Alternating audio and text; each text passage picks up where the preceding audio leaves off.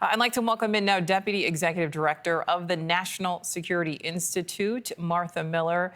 Martha, great to see you again. Thank you for your time on such an important day. And as I look at what our team is saying here, that the White House gate has just opened, so we are expecting Ukraine's president to arrive there at the White House. We just heard from Robert, though, Ukrainians, as he said, haven't really been confident throughout any of this. Are you expecting real progress to be made today? I think the jury is out until we have an announcement coming from the White House. I think it's unclear, what the day will bring. There's a lot of information that is not public at this point, so we have to be to some extent patient. But that being said, I think there are a lot of concerns about Friday. About the meeting with Vladimir Putin. He got literally the red carpet. He had, honors with, fighter jets flying over. He essentially got what he wanted in terms of some sort of rehabilitation, at least on a symbolic level, of meeting with the U.S. president on U.S. soil at a U.S. Air Force base. And then, it's a good sign, I think, that European leaders are joining Zelensky for this meeting at the White House. It demonstrates European steadfastness when it comes to Ukrainian security and their own security in Europe. And in addition to that, I think, if they are part of this solution of security guarantees, then they certainly have to be part of these discussions.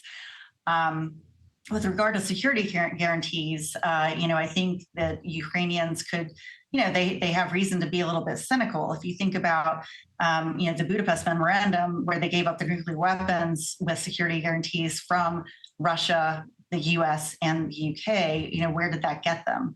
And so, they lost Crimea in 2014, and now, they are 4 years into a war with Russia that was spearheaded by Vladimir Putin. So look, I'm trying to be optimistic, but there are many reasons to be concerned and to be a little bit wary. But today is Zelensky's chance to make his case as yet another step in a negotiation process. Absolutely. And Martha, I just want to warn you and let our viewers know that when Ukraine's President Zelensky does arrive, we will try to listen in to see if anything is said between the two leaders, assuming that President Trump will be there to greet him. So the last time that these two leaders met at the White House, things got heated. That was in February. Right now, President Trump is still putting pressure on Zelensky to end this war. The president applied that same pressure 6 months ago in the Oval Office. Do you think we will see a more subdued meeting today? I think there are some lessons learned, probably on both sides, I would hope. Certainly, I think it didn't play well for President Trump, perhaps with some folks within his political base, but I think overall that didn't go over well here in the United States. I think Ukraine does enjoy quite a lot of support politically from the American people across political ideology. So, I think I think Zelensky also will probably avoid having a debate on camera. Hopefully, they will have the opportunity to have candid discussions behind closed doors, which is the only way they will reach any sort of real agreement anyway. You can't make progress by debating in public. That only works in a presidential campaign with the debates as part of that process. But for negotiations like this, that each party needs to feel like they have been heard and that they can be candid in their thoughts. Yeah, and it does look like we do see now Ukraine's President Volodymyr Zelensky arriving right now at the White House, his motorcade pulling up there. We will mute our mics so we can listen in.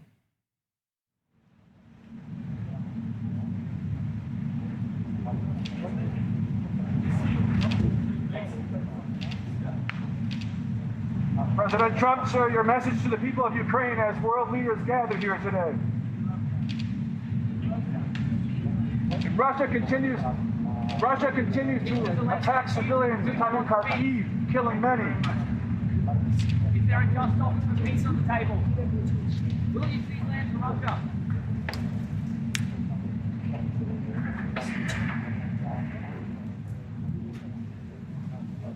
All right, Martha, I want to get your reaction to what we just saw there between these two world leaders. We know certainly, again, the last time Zelensky left, through those same doors, the president, did not see him out, did not say goodbye. The president there sending a message to the Ukrainian people saying, we love them, but then went inside when asked about the bombing that continues there. But certainly, these two leaders seem open to speaking. What was your reaction to what we just saw? Yeah, I mean, that's what I would have expected. I think, they've had many interactions. The Trump administration has had many interactions with President Zelensky since that visit. I think, obviously both sides smooth things over. If Trump does want to achieve a peace deal, like he very clearly states he does, he has to work with both parties in a productive manner, and you can pressure Ukraine, but it doesn't really help matters to put him in a bad position. President Zelensky has his own standing within, with Ukrainians to think about, and if he is humiliated at the White House, that doesn't really help him as an interlocutor for this process. Absolutely. So we know that the Secretary of State, Marco Rubio, is saying both sides will have to give up some things to ultimately bring this conflict to an end. I'd like to listen to what he said.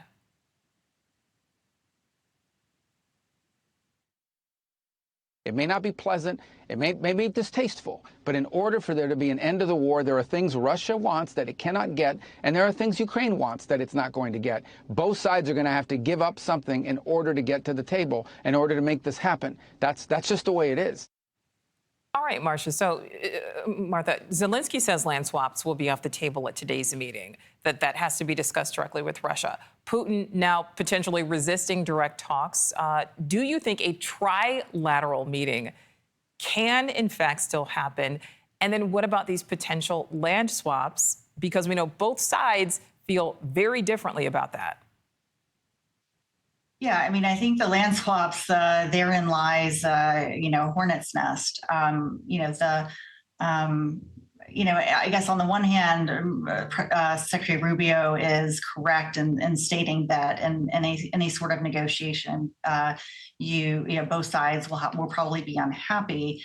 That being said, I think President Putin, went for his maximalist demands on Friday. The only thing he really gave in on was the security guarantees that involves Western soldiers. But with regard to the land, this actually would have to be, President Zelensky can't even by himself say yes to that. That's part of their constitution. So that would actually have to be, something where, they would have a lot more hoops to go through on his side to make it legally binding. I think what I keep seeing in this is potentially a push for a frozen conflict where